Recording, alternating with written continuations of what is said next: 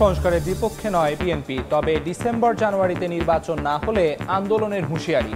ভোটের আগে মৌলিক সংস্কার চায় এনসিপি, লেভেল প্লেইং ফিল্ডের আশা। জনতা পার্টি বাংলাদেশ নামে নতুন রাজনৈতিক দলের আত্মপ্রকাশ। চেয়ারম্যান ইলিয়াস কাঞ্চন, মহাসচিব শওকত মাহমুদ নিরাপদ সড়ক নিশ্চিতে কাজ করে যাওয়ার প্রতিশ্রুতি। বিশেষ অভিযানের ঘোষণা দিয়ে দক্ষিণ সিটির ডেঙ্গু সচেতনতা র্যালি। মশক নিধনে নেই উল্লেখযোগ্য তৎপরতা, জুনের আগেই এডিসের প্রজনন স্থল ধ্বংসের প্রতিশ্রুতি। প্রস্তুত আশকোনা, 29 এপ্রিল হজের প্রথম ফ্লাইট। প্রযুক্তির ব্যবহারে এবারে যাত্রায় আসছে ভিন্নতা, রাখতে হবে না নগদ টাকা, বাংলা ভাষার অ্যাপে মিলবে সেবা। তুমুল উত্তেজনার মধ্যেই কাশ্মীর সীমান্তে ভারত পাকিস্তান সেনাদের গোলাগুলি। মোদী সরকারের পদক্ষেপে বিরোধীদের সমর্থন, দিল্লির পাশে ওয়াশিংটন।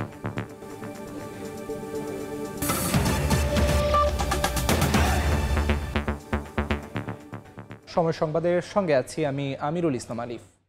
সংস্কারের বিপক্ষে নয় বিএনপি, তবে সংস্কারের নামে নির্বাচন বিলম্বিত করার চেষ্টা হলে আবারও আন্দোলনে নামার হুঁশিয়ারি দিয়েছেন দলটির নেতারা।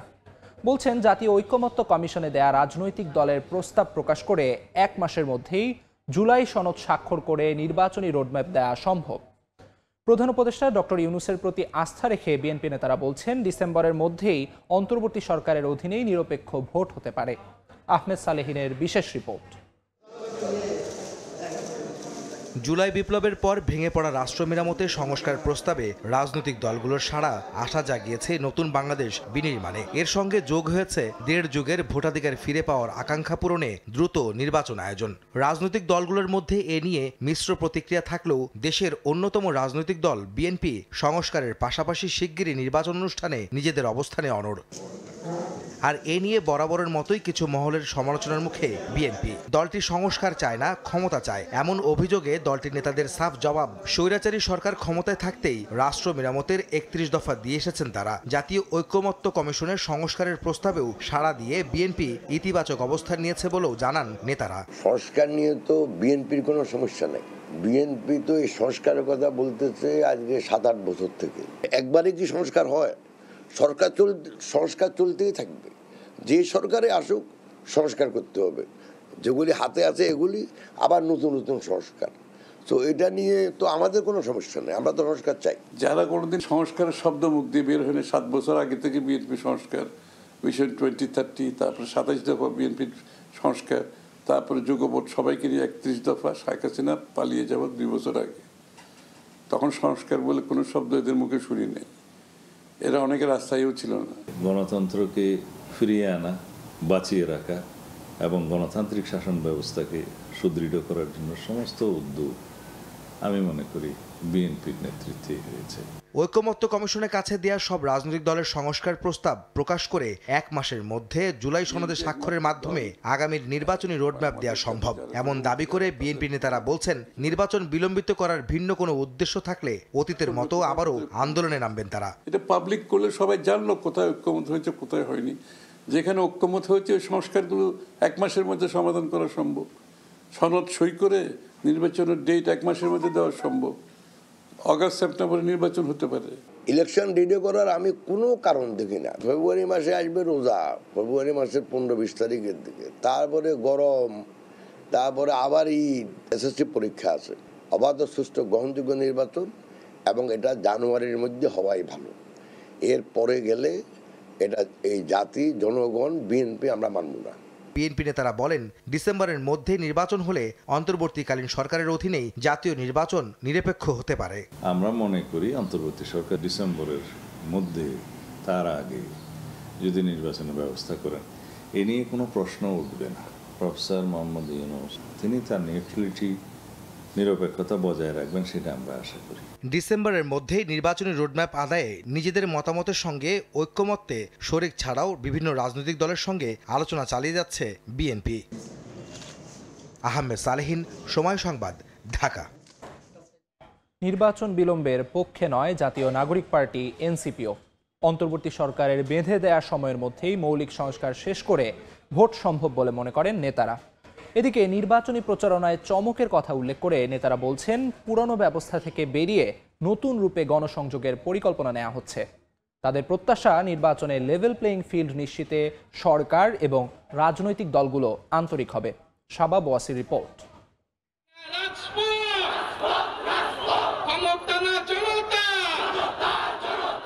গণঅভ্যুত্থানে হাসিনা সরকারের পতনের 6.5 মাস পর নতুন রাজনৈতিক বন্দোবস্তের উদ্দেশ্যে 28 ফেব্রুয়ারি আত্মপ্রকাশে আসে গণঅভ্যুত্থানে নেতৃত্বে থাকা তরুণদের দল জাতীয় নাগরিক পার্টি।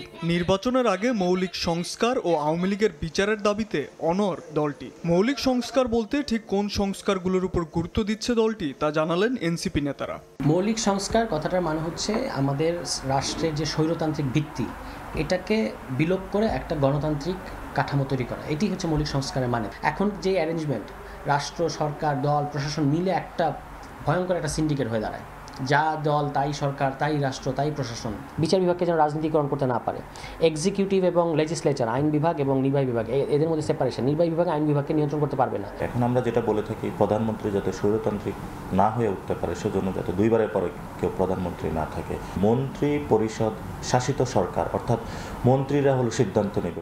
সংস্কারের বিষয়ে রাজনৈতিক দলগুলোর মধ্যে ঐক্যমত্য তৈরি হলে সরকারের বেঁধে দেওয়া সময়ের মধ্যেই মৌলিক সংস্কার সম্পন্ন করে নির্বাচন সম্ভব বলে জানান এনসিপি নেতারা। ভোটে বিলম্বের পক্ষে নন বলেও জানান তারা। ডিসেম্বর থেকে জুনের মধ্যে নির্বাচন করা সম্ভব, এবং সেটা হলো ধরেন আপনার সংস্কার সবগুলো রিপোর্ট অলরেডি চলে এসেছে। এটা যদি দলগুলো এবং বিভিন্ন পক্ষ যারা রয়েছে তারা যদি একটা রুমে বসে এবং 1 থেকে 2 মাস সময় নেয় এবং সবাই সাইনিং পেপারের মধ্যে দিয়ে একটা ঐক্যমতে পৌঁছায়, এটা 1 থেকে 2 মাসের সময়ের বেশি প্রয়োজন না। যে সময় নির্বাচন হোক, আমরা সর্বোচ্চ ভালো রেজাল্ট করতে চাই। এবং পৃথিবীতে বিশেষত রিসেন্ট ইতিহাসে এরকম অনেকগুলো ঘটনা আছে, নতুন দল এসে এরকম একটা চমক সৃষ্টি করেছে। নির্বাচন অংশগ্রহণমূলক ও লেভেল প্লেইং ফিল্ড নিশ্চিতে নির্বাচন কমিশন ও রাজনৈতিক দলগুলোর সদিচ্ছার প্রত্যাশা করেন এনসিপির মুখ্য সমন্বয়ক। পুরনো রীতি থেকে বেরিয়ে নতুন রূপে গণসংযোগের মাধ্যমে এনসিপির পক্ষে জনমত তৈরির পরিকল্পনার কথাও জানান তিনি। ইলেকশন কমিশনের সাথে কথা বলেছিলাম, নির্বাচনের আচরণবিধিতে পরিবর্তন নিয়ে আসতে হবে এবং ক্যাম্পেইন যে বাজেট রয়েছে সেটাতেও পরিবর্তন নিয়ে আসতে হবে, ফাইন্যান্সিয়াল এবং আরপিওর অনেকগুলো নিয়ম রয়েছে যেগুলো আসলে জনবিরোধী, সেগুলোতে পরিবর্তন নিয়ে আসতে হবে। আর এগুলোতে পরিবর্তন আনার জন্য রাজনৈতিক দলগুলো তাদের মধ্যে কৃষ্টি কালচারগুলো পরিবর্তন করতে হবে। এখন যেই ছাত্রটা মাত্র ইউনিভার্সিটি থেকে বের হয়েছে অথবা সমাজে তার ওই ধরনের মানে তার সোশ্যাল ভ্যালু আছে, not the monetary value, so ফলত তার ওইখানে তার সাথে পাল্লা দিতে হচ্ছে। তো পিপল ওটাতে অভ্যস্ত, কিন্তু আমরা ভিন্ন আয়াতে যাচ্ছি এবং ভিন্নভাবে মানুষের সাথে কথা বলছি। অলরেডি আমরা ঢাকায় কাজ শুরু করে দিয়েছি, লিফলেট বানানোর কাজ শুরু করে দিয়েছি যে কেন আসলে সংস্কার প্রস্তাবনা চাচ্ছি, আপনার ভবিষ্যৎ কেন এখানে নিহিত। প্রস্তাবিত মৌলিক সংস্কারগুলি না করে নির্বাচনে গেলে গণ অভ্যুত্থানের আকাঙ্ক্ষা ব্যর্থ হবে বলেও মনে করেন এনসিপির এই শীর্ষ নেতা। শাবাব ওয়াসি, সময় সংবাদ, ঢাকা। জনতা পার্টি বাংলাদেশ নামে নতুন রাজনৈতিক দলের আত্মপ্রকাশ হয়েছে। দলের চেয়ারম্যান হয়েছেন অভিনেতা ইলিয়াস কাঞ্চন ও মহাসচিব জাতীয় প্রেস ক্লাবের সাবেক সভাপতি শওকত মাহমুদ। সকালে রাজধানীর একটি হোটেলে আত্মপ্রকাশ হয় দলটির। আত্মপ্রকাশ অনুষ্ঠানে দলের 25 সদস্যের নাম ঘোষণা করা হয়। দলটির নির্বাহী চেয়ারম্যান হিসেবে আছেন গোলাম সারোয়ার মিলন, ভাইস চেয়ারম্যান রফিকুল হক হাফিজ ও সমন্বয়কারী নুরুল কাদের সোহেল। দায়িত্ব গ্রহণ করে ইলিয়াস কাঞ্চন বলেন, 32 বছর নিরাপদ সড়ক চাই আন্দোলন করেছেন তিনি। যে কটি সরকারকে পেয়েছেন তাদের কারো সহযোগিতা পাননি। সরকারের সহযোগিতা ও রাজনৈতিক সদিচ্ছা ছাড়া এটি বাস্তবায়ন সম্ভব নয়। এ সময় মহাসচিব বলেন, কোনো রাজনৈতিক সুবিধার জন্য তারা দল গঠন করেননি।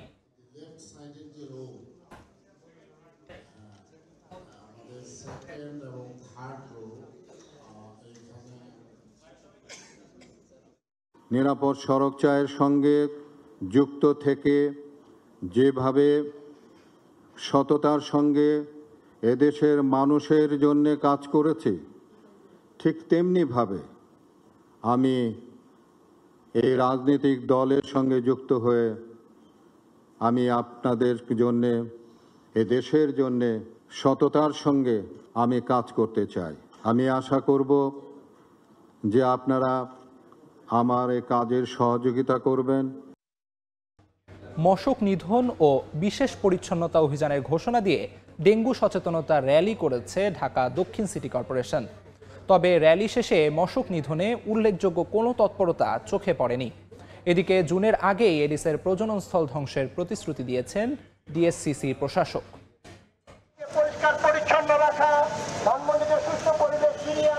ডেঙ্গু মৌসুমকে সামনে রেখে ডেঙ্গুর প্রজননস্থল ধ্বংস এবং পরিচ্ছন্নতা কার্যক্রম জোরদার ও সচেতনতা সৃষ্টিতে ঢাকা দক্ষিণ সিটি কর্পোরেশনের র্যালি। র্যালিতে সিটি কর্পোরেশনের পাশাপাশি অংশ নেন ধানমন্ডি সোসাইটি, স্থানীয় এলাকাবাসী ও রেড ক্রিসেন্ট সোসাইটির স্বেচ্ছাসেবকরা। বলেন, নাগরিকরা সচেতন না হলে সিটি কর্পোরেশনের একার পক্ষে ডেঙ্গু নিধন সম্ভব নয়। তাই নাগরিক দায়িত্ব সম্পর্কে সচেতন করতেই এই আয়োজন। ধীরে ধীরে ডেঙ্গুর প্রকোপকে কমানো এবং মশা নিধনের মাধ্যমে এই কর্মসূচি আজকে উদ্বোধন করা হলো। সরকার তো একা কিছু করতে পারবে না। আমার এলাকা, আমার ঘর, আমার আঙিনা আমাকেই পরিষ্কার পরিচ্ছন্ন করে রাখতে হবে, কিন্তু সেটার জন্য দরকার হচ্ছে সচেতনতা। সবাই মিলে একসাথে কাজ করলে এই সমাজ, এই দেশ সবকিছুই পরিষ্কার পরিচ্ছন্ন থাকবে। জনসাধারণের মাঝে একটা সচেতনতার সৃষ্টি করতেছে। বিশেষ অভিযানে 800 পরিচ্ছন্নতা ও মশক নিধন কর্মী বিভিন্ন জোনে ভাগ হয়ে কাজ করবেন। জুন মাসের আগেই নিয়মিত ও বিশেষ অভিযানের মাধ্যমে এডিসের প্রজননস্থল ধ্বংস করা হবে বলে জানান ঢাকা দক্ষিণ সিটি কর্পোরেশনের প্রশাসক শাহজাহান মিয়া। বৃষ্টি হলে পানি জমলে যেন মশা তার জন্মস্থান তৈরি করতে না পারে, এই কারণে আমরা এই বিশেষ করে জুনের বর্ষার মৌসুম আসার আগেই আমরা এই বিশেষ অভিযান শেষ করব, যাতে মশা বিস্তার না করতে পারে। একই অনুষ্ঠানে স্থানীয় সরকার সচিব জানান, সিটি কর্পোরেশনের ভবনগুলো এবারের অভিযানের আওতায় আনা হবে। আমাদের নগরে কোথাও ছেলে মেয়েদের স্কুলে যাওয়ার জন্য রাস্তাঘাট পরিষ্কার পরিচ্ছন্ন রাখা, নির্বিঘ্নে তারা যাবে, নিরাপত্তা ব্যবস্থা, এই সমস্ত ইত্যকার বিষয়গুলো নিয়ে আমরা একটা সুপরিকল্পিত সমন্বিত একটি পরিকল্পনা গ্রহণ করেছি। বিশেষ অভিযানের ঘোষণা দিয়ে র্যালি করা হলেও চোখে পড়েনি মশক নিধনে সিটি কর্পোরেশনের উল্লেখযোগ্য কার্যক্রম। শাকির আহমেদ, সময় সংবাদ, ঢাকা। শুরু হয়েছে 1446 হিজরির হজ মৌসুম। গোটা বিশ্ব থেকে পবিত্র হজ পালনে সৌদি আরব ছুটবেন মুসল্লিরা। বাংলাদেশ থেকে হজের প্রথম ফ্লাইট আগামী 29 এপ্রিল। হজ যাত্রীদের স্বাগত জানাতে প্রস্তুত হজ ক্যাম্প। এবার যাত্রা সহজ করতে বেশ কিছু পদক্ষেপ নিয়েছে সরকার। যাত্রীদের বহন করতে হবে না নগদ টাকা, এজন্য সবাইকে দেয়া হবে একটি করে ডেবিট কার্ড। বিস্তারিত মুফতি আব্দুল্লাহ তামিমের রিপোর্টে।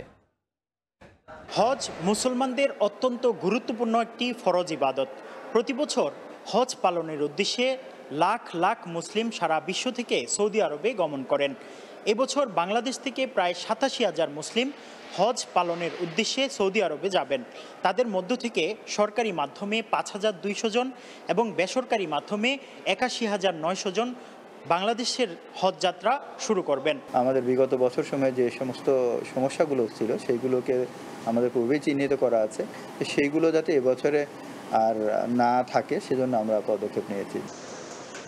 এবারের হজযাত্রা নির্বিঘ্ন করতে বেশ কিছু উদ্যোগ নিয়েছে বাংলাদেশ সরকার। আশকোনা হজ ক্যাম্প, মক্কা ও মদিনায় স্থাপন করা হয়েছে হজ ম্যানেজমেন্ট সেন্টার। এছাড়া তাৎক্ষণিক সেবার জন্য হাজিদের হজ বিডি অ্যাপটি ব্যবহার করতে বলা হয়েছে। অ্যাপটি বাংলা ভাষায় রিয়েল টাইম নির্দেশনা ও সহায়তা দেবে। হারিয়ে গেলে একটি বাটনের চাপে খোঁজ মিলবে হজযাত্রীর। আসছে হজ যাত্রায় যাত্রীদের নগদ অর্থ বহন করতে হবে না, এজন্য সবাইকে দেয়া হবে একটি করে ডেবিট কার্ড। চলতি বছরে হজ যাত্রীদের স্বল্প মূল্যে রোমিং সুবিধাও দেবে সরকার। চাঁদ দেখা সাপেক্ষে আগামী 5 জুন পবিত্র হজ অনুষ্ঠিত হওয়ার সম্ভাবনা রয়েছে। মুফতি আব্দুল্লাহ তামিম, সময় সংবাদ, আশকোনা হজ ক্যাম্প, ঢাকা। স্থানীয় নির্বাচন আয়োজন করে নির্বাচন কমিশনকে তাদের সক্ষমতা যাচাই করার আহ্বান জানিয়েছেন জামায়াতে ইসলামীর আমির ডাক্তার শফিকুর রহমান। বিশেষ কোনো দলকে সুবিধা দেয়া হলে মেনে নেওয়া হবে না বলেও জানান তিনি। সকালে ময়মনসিংহ নগরী সার্কিট হাউস মাঠে দলের কর্মী সম্মেলনে তিনি একথা বলেন। এ সময় দ্রব্যমূল্যের ঊর্ধ্বগতি রোধে সরকারকে কার্যকরী ভূমিকা পালনের আহ্বান জানান তিনি। সম্মেলনে জেলা উপজেলার নেতা কর্মীরা অংশ নেন।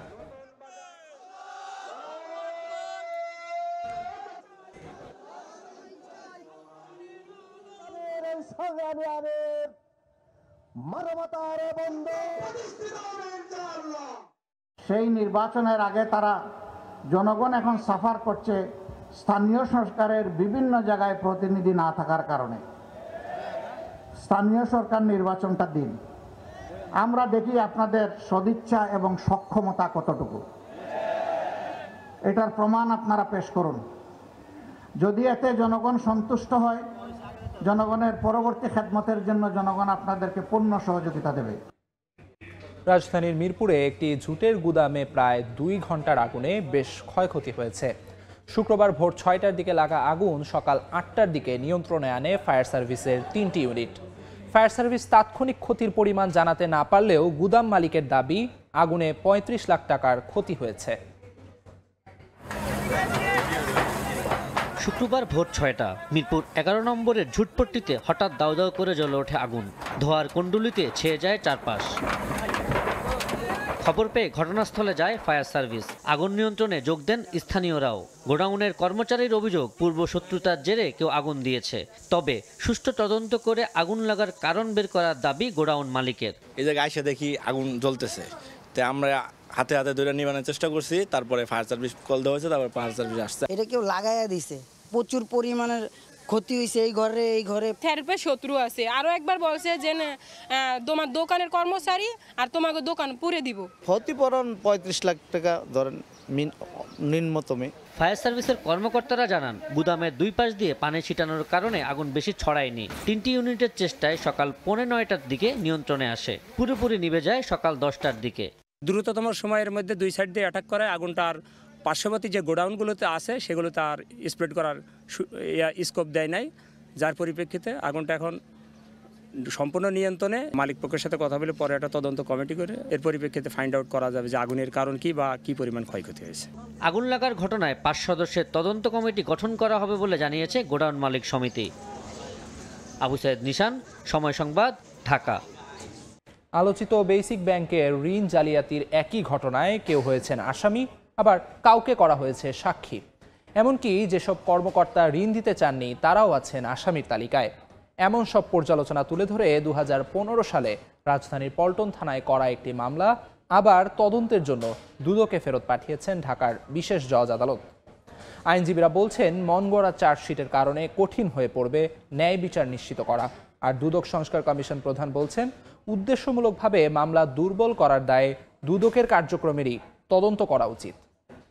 নোট অফ ডিসেন্ট দেয় নাই, তদন্তকারী কর্মকর্তা সিএস এর মধ্যে শুধু চেয়ারম্যানের নামটা দিয়ে দিয়েছে। এই ধরনের যে অফেন্সেসগুলি থাকে সেগুলো তো হচ্ছে আপনার ডকুমেন্টেড অফেন্স।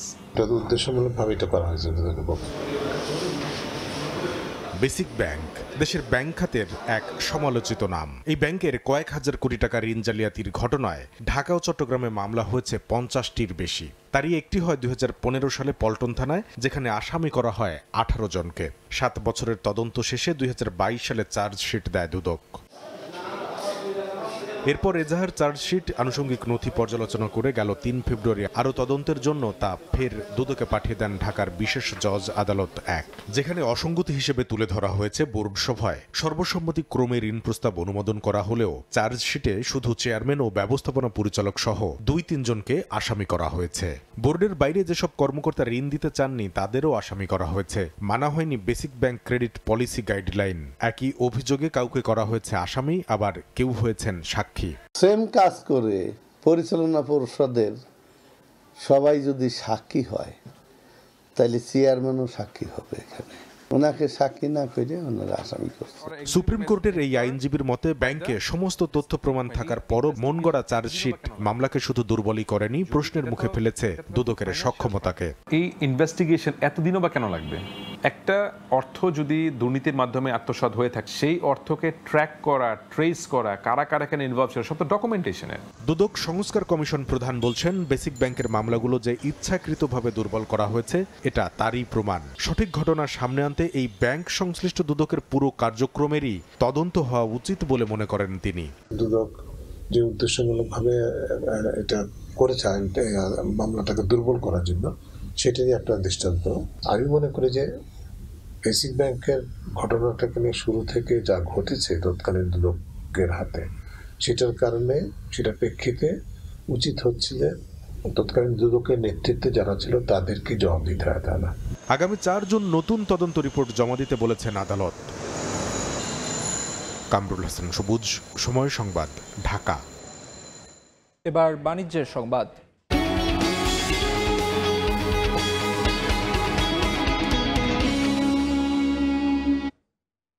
প্রতিষ্ঠার 137 বছর পর বে টার্মিনালের পাশাপাশি মাতারবাড়িকে সামনে রেখে দক্ষিণ এশিয়ার বিজনেস হাব হতে যাচ্ছে চট্টগ্রাম বন্দর।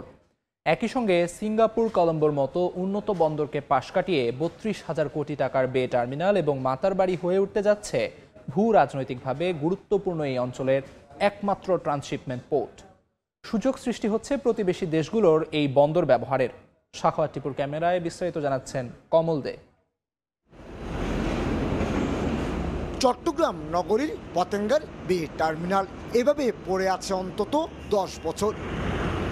ভূ রাজনৈতিক বিরোধ এড়ানোর নামে মহেশখালীর মাতারবাড়িতে গভীর সমুদ্র বন্দর নির্মাণ কাজ পেছানো হয়েছে বেশ কয়েকবার। অথচ 3 বছর আগে এখানে 9,000 কোটি টাকা খরচ করে 14.5 কিলোমিটার দীর্ঘ নতুন চ্যানেল তৈরি করা হয়েছে। স্বাধীনতার পর মাত্র 6টি কন্টেনার হ্যান্ডেলিং করা চট্টগ্রাম বন্দর এখন বছরেই 32 লাখ কন্টেনার এবং 12 কোটি মেট্রিক টন পণ্য হ্যান্ডেলিং করছে। কিন্তু ইউরোপ, আমেরিকায় পণ্য পাঠাতে ট্রান্সশিপমেন্ট বন্দর হিসেবে ব্যবহার করতে হচ্ছে সিঙ্গাপুর কিংবা শ্রীলঙ্কার কলম্বো বন্দরকে। যখন আমাদের মাতারবাড়ি পোর্ট হয়ে যাবে তখন সেখানে 7-8 হাজার টিউজ নিয়ে কন্টেনার জাহাজ আসতে পারবে এবং বে টার্মিনালেও আমরা 4-5 হাজার কন্টেনার নিয়ে আসতে পারবে। সুতরাং তখন আমাদের ট্রান্সশিপমেন্ট পোর্টের উপর এতটা ডিপেন্ড করতে হবে না। এদিকে চট্টগ্রাম বন্দরকে আন্তর্জাতিক বন্দর হিসেবে গড়ে তোলার 137 বছরের স্থবিরতা কাটছে মাত্র 2 দিনে। বিশেষ করে 18,000 কোটি টাকার মাতারবাড়ি গভীর সমুদ্র বন্দর নির্মাণের জন্য চুক্তি হয়েছে জাপানের সঙ্গে। একই সঙ্গে 14,000 কোটি টাকার বে টার্মিনালের জন্য খোদ মার্কিন যুক্তরাষ্ট্রের ওয়াশিংটনে চুক্তি করেছে বিশ্ব ব্যাংক। আমাদের এখন যে বন্দর আছে সেই বন্দরে অ্যাকচুয়ালি আর বেশি আধুনিক করার কোনো সুযোগ নেই। সেইটাকে আমাদেরকে লক্ষ্য রাখতে হবে যে আধুনিক বন্দর করে তুলতে হলে নতুন বন্দরের দরকার। চট্টগ্রাম বন্দর 2007 সালে অত্যাধুনিক গ্যান্ট্রিকেন যুগে প্রবেশ করে। বর্তমানে সিসিটি এবং এনসিডিতে 18টি গ্যান্ট্রিকেন দিয়ে কন্টেনার হ্যান্ডেলিং হলো। জেসিবি চলছে সেই পুরনো সময়ের মতো। বন্দরের যদি সচল রাখতে স্মুথলি অপারেশন করতে হয় সেক্ষেত্রে বন্দরকে ইকুইপমেন্ট ডেভেলপ করতে হবে এবং জেটিগুলোকে আমার মনে হয় একটু রিকনস্ট্রাকশন করা দরকার। লয়েড লিস্টে বিশ্বের 100 ব্যস্ততম বন্দরের মধ্যে 64তম স্থানে রয়েছে চট্টগ্রাম বন্দর। চট্টগ্রাম বন্দরের ইতিহাস 137 বছর হলো। কন্টেনার হ্যান্ডেলিং হচ্ছে 50 বছরেরও কম সময়। আর এই সময়ের মধ্যে চট্টগ্রাম বন্দর হয়ে উঠেছে বাংলাদেশের অর্থনীতির প্রাণপ্রবাহ। তবে মাতারবাড়ি, বে টার্মিনাল এবং লালদিয়াকে ব্যবহার করে এই বন্দর আগামীতে হয়ে উঠতে চায় দক্ষিণ এশিয়ার বিজনেস হাব। চট্টগ্রাম বন্দর থেকে কমল দে, সময় সংবাদ। 7 মাস ধরে বিদ্যুৎবিহীন ফরিদপুরের চরাঞ্চলের 2 ইউনিয়নের প্রায় 20,000 মানুষ। সাবমেরিন কেবলের ত্রুটির কারণে বিদ্যুৎ না থাকায় ভোগান্তিতে বাসিন্দারা। এমনকি নষ্ট হয়ে গেছে অনেক বৈদ্যুতিক সরঞ্জাম। সমস্যা সমাধানে দ্রুত ব্যবস্থা নেওয়ার দাবি এলাকাবাসীর। তবে এ নিয়ে কমিটি কাজ করছে বলে জানিয়েছে পল্লী বিদ্যুৎ কর্তৃপক্ষ। শিকদার সজলে পাঠানো তথ্য ও ছবি নিয়ে রিপোর্ট। জনবসতি স্থাপনের 2 যুগেরও বেশি সময় পর 2020 সালে সাবমেরিন কেবলের মাধ্যমে বিদ্যুৎ সংযোগ দেয়া হয় ফরিদপুরের সদরপুর উপজেলার চরাঞ্চলের নারিকেলবাড়িয়া ও চর নাসিরপুর ইউনিয়নে। বিদ্যুৎ পৌঁছে যাওয়ায় বদলে যায় বাসিন্দাদের জীবনযাত্রা। কিন্তু গত 7 মাস আগে পদ্মা নদীর তলদেশে সাবমেরিন কেবলটিতে ত্রুটি দেখা দেয়ায় বিদ্যুৎ সংযোগ বন্ধ করে দেয়া হয়। এখনো মেরামত না হয় বিদ্যুৎহীন 2 চরের বাসিন্দারা। নষ্ট হয়ে গেছে অনেক বৈদ্যুতিক সরঞ্জাম। স্বাভাবিক জীবনযাপনের পাশাপাশি ব্যাহত হচ্ছে ব্যবসা ও শিক্ষার্থীদের পড়াশোনা। তারা পরিশ্রম করে বাড়তে তারা গরমে কষ্ট করে টাকা পয়সা খরচ করে ফ্রিজ আনছে, কারেন্টের লাইন করছে, এই সবই তো বেকার গেল। ঘরে ঘরে কিন্তু টেলিভিশন নষ্ট, ইন্টারনেট সংযোগ বিচ্ছিন্ন। কারেন্টের জন্য খুবই একটা কষ্টে আছি। লাইট ফ্যান অনেক কিছু বিক্রি করতাম, ওই জিনিসটা এখন বন্ধ হয়ে গেছে। এলাকাবাসী অনেকটা আপসেট রয়েছে যে এই বিদ্যুৎ আবার কবে আসবে। কর্তৃপক্ষকে জানাতে চাই যে আমাদের যত দ্রুত সম্ভব আমাদের এই ইউনিয়নে বিদ্যুৎ সংযোগটি পুনরাবার দেওয়ার জন্য। উপজেলা প্রশাসন বলছে বিষয়টি লিখিতভাবে জানানো হলেও এখনো পদক্ষেপ নেয়নি পল্লী বিদ্যুৎ কর্তৃপক্ষ। পল্লী বিদ্যুতের জিএম, তাকে আমি পত্রের মাধ্যমে বলেছি এবং ওভার ফোনে আমি রেগুলার কমিউনিকেশন করছি। উনি খুব দ্রুত এই বিষয়ে পদক্ষেপ নেবে, আবার যেন বিদ্যুৎ এই জনপদে আসে, উনি এইটা নিয়ে কাজ করে যাচ্ছে। তবে পল্লী বিদ্যুৎ কর্তৃপক্ষ বলছে বিষয়টি সমাধানে পল্লী বিদ্যুতায়ন বোর্ডের একটি কমিটি কাজ করছে। বহু চেষ্টা করা হয়েছে, কেবলের উপরে এমন বালি পরে বিকল্প কিভাবে দেওয়া যায়, পল্লী বিদ্যুৎ বোর্ডের বড় একটা কমিটি কাজ করছে। নারিকেল বাড়িয়া ও চর নাসিরপুর ইউনিয়নে প্রায় 20,000 মানুষ বাস করেন। সময় সংবাদ, ফরিদপুর। জম্মু কাশ্মীর সীমান্তে ভারত ও পাকিস্তানের সেনাদের মধ্যে গোলাগুলি হয়েছে, তবে কোনো হতাহতের খবর পাওয়া যায়নি। পেহেলগামে সন্ত্রাসী হামলার পাল্টা জবাবে কেন্দ্রীয় বিজেপি সরকার যেই পদক্ষেপই নেবে তাতে সমর্থন দেওয়ার কথা জানিয়েছে বিরোধী রাজনৈতিক দলগুলো। যদিও ভারত পাকিস্তান উভয়কে ধৈর্য ধরতে বলেছেন জাতিসংঘ মহাসচিব আন্তোনিও গুতেরেস। হামলার ঘটনায় নিন্দা জানিয়ে ভারতের পাশে থাকার ঘোষণা দিয়েছে যুক্তরাষ্ট্র। স্থানীয় সময় শুক্রবার ভোরে জম্মু কাশ্মীর সীমান্তে ভারত পাকিস্তানের নিয়ন্ত্রণ রেখায় দুই দেশের সেনাদের মধ্যে গোলাগুলি হয়। ভারতীয় গণমাধ্যমের দাবি, সেনা ঘাঁটি লক্ষ্য করে প্রথমে গুলি ছোড়ে পাকিস্তানের সেনারা, জবাবে পাল্টা গুলি চালায় ভারতীয় বাহিনী। এ ঘটনায় কোনো হতাহতের খবর পাওয়া যায়নি। এর আগে উপত্যকাটির বান্দিপোরা জেলায় অস্ত্রধারীদের ধরতে সাঁড়াশি অভিযান চালায় নিরাপত্তা বাহিনীর সদস্যরা। এ সময় তাদের মধ্যেও গুলি বিনিময় হয়। পরবর্তী করণীয় ঠিক করতে বৃহস্পতিবার রাতে সর্বদলীয় বৈঠকে বসে ভারতের রাজনৈতিক দলগুলো। পার্লামেন্টে চলা বৈঠকে মোদির বিজেপি ছাড়াও উপস্থিত ছিল কংগ্রেস, সমাজবাদী পার্টি, আম আদমি পার্টি, আরজেডি ও শিবসেনা সহ বিভিন্ন রাজনৈতিক দলের নেতারা। এ সময় সন্ত্রাসী হামলার পাল্টা জবাবে কেন্দ্রীয় বিজেপি সরকার যেই পদক্ষেপ নেবে তাতে সমর্থন দেওয়ার কথা জানায় বিরোধী রাজনীতিবিদরা। পাশাপাশি হামলার কড়া সমালোচনা করে ভয়ঙ্কর জবাবের হুঁশিয়ারি দেন নরেন্দ্র মোদি। যদিও ভারত পাকিস্তান উভয়কে ধৈর্য ধরতে বলেছেন জাতিসংঘ মহাসচিব। হামলার ঘটনার নিন্দা জানিয়ে ভারতের পাশে থাকার ঘোষণা দিয়েছে যুক্তরাষ্ট্র। পেহেলগামে হামলায় 26 জন নিহতের ঘটনায় দুই দেশের সম্পর্ক তলানিতে ঠেকেছে। সীমান্ত বন্ধ, সিন্ধু পানি চুক্তি স্থগিত, কূটনীতিকদের বহিষ্কার সহ বেশ কিছু পদক্ষেপ নেয় মোদি প্রশাসন। নয়াদিল্লির এসব পদক্ষেপের পাল্টা জবাবও দেয় ইসলামাবাদ। জাতীয় নিরাপত্তা কমিটির বৈঠক শেষে ভারতের সঙ্গে সব ধরনের বাণিজ্য বন্ধের পাশাপাশি আকাশসীমা ব্যবহার নিষিদ্ধের ঘোষণা দেয় পাকিস্তান। এছাড়া ওয়াঘা সীমান্ত বন্ধ, সার্ক ভিসা বাতিল করে 48 ঘন্টার মধ্যে ভারতীয়দের পাকিস্তান ছাড়ার নির্দেশ দেওয়া হয়। নাদিম মারজান, সময় সংবাদ।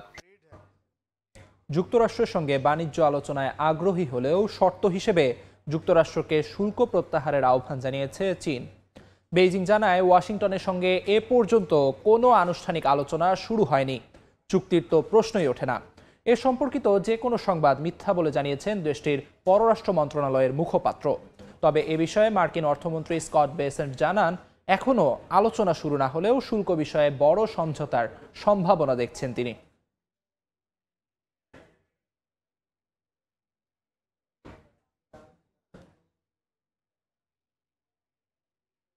দেখছেন সময় সংবাদ। ঢাকা প্রিমিয়ার লিগে আম্পায়ারিং ইস্যু ও তাওহিদ হৃদয়কে পুনরায় এক ম্যাচের নিষেধাজ্ঞা দেয় তামিম ইকবালের ডাকে জরুরি সভায় বসেছেন বিভিন্ন ক্লাবের ক্রিকেটাররা। এই মুহূর্তে মিরপুরে আছেন সহকর্মী মাহবুব রিমন, সরাসরি যাচ্ছি তার কাছে। 2019 সালের অক্টোবরে সবশেষ এমন একটা ক্রিকেটারদের জটলা দেখা গিয়েছিল, তবে সেই বিদ্রোহের সঙ্গে এই সভার অর্থাৎ আজকের যে ঘটনাটা মেলানোর কোনো সুযোগই নাই। জানেন যে এমন দৃশ্য শেষ কবে কে দেখেছে কিংবা আদৌ দেখেছে কিনা সে প্রশ্ন আসতেই পারে। ঢাকা প্রিমিয়ার লিগে আম্পায়ারিং ইস্যু এবং সব কিছু নিয়ে কিন্তু ক্রিকেটাররা জরুরি সভায় বসেছেন এবং সেটাও জাতীয় দলের সাবেক অধিনায়ক মোহামেডানের অধিনায়ক, যিনি কিনা চলতি মৌসুমে ঢাকা প্রিমিয়ার লিগে মোহামেডান অধিনায়কত্ব করেছিলেন, পরে অসুস্থতার কারণে তিনি ক্রিকেট থেকে সাময়িক নির্বাসনে আছেন, সেই তামিম ইকবালের ডাকে একটু পেছনে ফিরতে চাই। ঘটনার একটু দর্শকদের জানাতে চাই, ঢাকা প্রিমিয়ার লিগের হাই ভোল্টেজ আবাহনী মোহামেডান যে ম্যাচ, সে ম্যাচে তাওহিদ হৃদয় মাঠের মধ্যে ফিল্ড আম্পায়ার একটি এলবিডব্লিউ সিদ্ধান্ত নিয়ে ফিল্ড আম্পায়ারের সঙ্গে বাদানুবাদে জড়ান। পরবর্তীতে তিনি গণমাধ্যম কর্মীদেরও সেই আউটটি নিয়ে নেতিবাচক মন্তব্য করেন, যার প্রেক্ষিতে তাকে 2টো ম্যাচ নিষিদ্ধ করা হয়, 7টা ডিমেরিট পয়েন্ট তার নামের পেছনে যোগ করা হয়। কিন্তু পরবর্তীতে অনেকটা চাপের মুখে বোর্ডকর্তারাও স্বীকার করেছেন আসলে যে অনেকটা চাপের মুখে তাওহিদ হৃদয় সেই 2 ম্যাচ নিষেধাজ্ঞা কমিয়ে করা হয় 1 ম্যাচ জানিয়ে কিন্তু আরও বেশি সমালোচনার মুখে পড়ে বাংলাদেশ ক্রিকেট বোর্ড এবং পরবর্তীতে সিদ্ধান্ত হয় যে এর মাঝে কিন্তু তাওহিদ হৃদয় একটি ম্যাচ খেলেও ফেলেছেন এবং পরবর্তীতে সিদ্ধান্ত হয় যে তার যে 2 ম্যাচে নিষেধাজ্ঞা সেটাই বলবৎ থাকবে এবং গাজীর বিপক্ষে যে মোহামেডানের পরবর্তী ম্যাচ সেই ম্যাচটায় তিনি খেলতে পারবেন না। এরপরে কিন্তু আসলে পাশার দান উল্টে যায় এবং সেই ইস্যুতেই কিন্তু আজ সকাল 11:30 নাগাদ বলছিলাম যে তামিম ইকবালের ডাকে শুধুমাত্র যে মোহামেডানের ক্রিকেটার তাই নয়, আমরা দেখেছি বেশ সব মোটামুটি যে 12টা দল খেলছেন এবারে ঢাকা প্রিমিয়ার লিগে তাদের সব ক্রিকেটাররাই কিন্তু এই মুহূর্তে একাডেমির মধ্যে মিটিং করছেন এবং এর পরে হয়তো বা গণমাধ্যম কর্মীদের সঙ্গে ব্রিফ করবে এবং আমরাও হয়তো দর্শকদের জানাতে পারবো। এই ছিল আমার কাছে মিরপুর হোম অফ ক্রিকেট থেকে ক্রিকেটারদের জরুরি সভার সবশেষ আপডেট। ক্রিকেটারদের জরুরি সভার সবশেষ জানাচ্ছিলেন সহকর্মী মাহবুব রিমন। ম্যারাথনের শিরোনাম বিউটিফুল বাংলাদেশ। দৌড়ালেন প্রায় 700 মানুষ, যাদের মধ্যে ছিলেন নানা দেশের কূটনীতিক থেকে শুরু করে রাজধানীর সাধারণ বাসিন্দা। আয়োজক aviation and tourism journalist forum of Bangladesh বলছে, দেশের সম্ভাবনাময় পর্যটন খাতকে আন্তর্জাতিক অঙ্গনে তুলে ধরাই ছিল এ আয়োজনের লক্ষ্য। বিভিন্ন দেশের রাষ্ট্রদূত থেকে শুরু করে রাজধানীর সাধারণ বাসিন্দা, ভোরের আলো ফোটার আগেই হাতির ঝিলে যেন নানা শ্রেণী পেশার মানুষের মিলন মেলা। রাজধানীর ফুসফুস হিসেবে পরিচিত স্থানটিতে কয়েকশো মানুষের এই জমায়েতের উদ্দেশ্য বিউটিফুল বাংলাদেশ। বিউটিফুল বাংলাদেশ শিরোনামে ম্যারাথনে অংশ নেয়া। ভোর 6টায় যেটি শুরু হয়ে প্রদক্ষিণ করে হাতিরঝিলের পুলিশ প্লাজা, রামপুরা, মধুবাগ ও তেজগাঁও অংশ।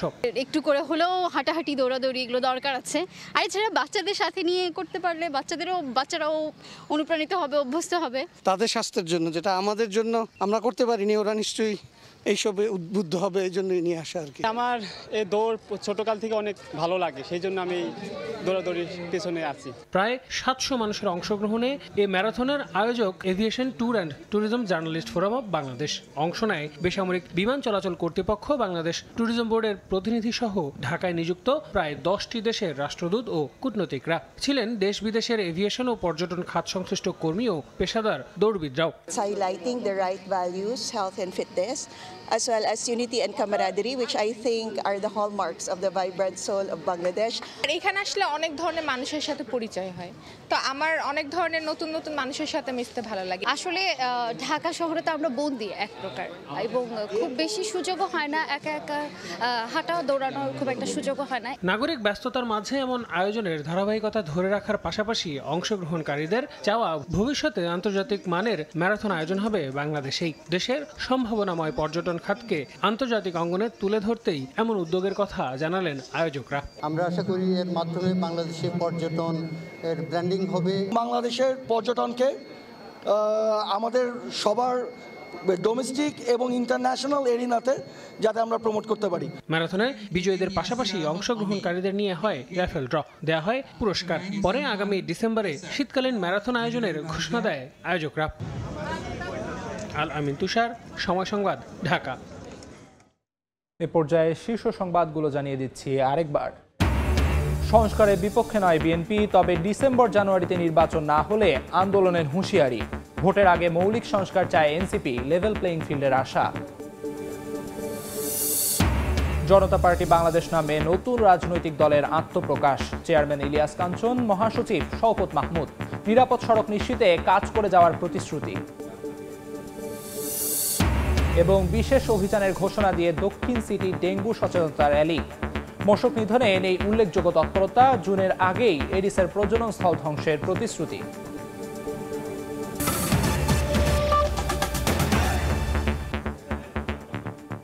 এই ছিল সময় সংবাদে, সঙ্গে থাকুন সময়ের।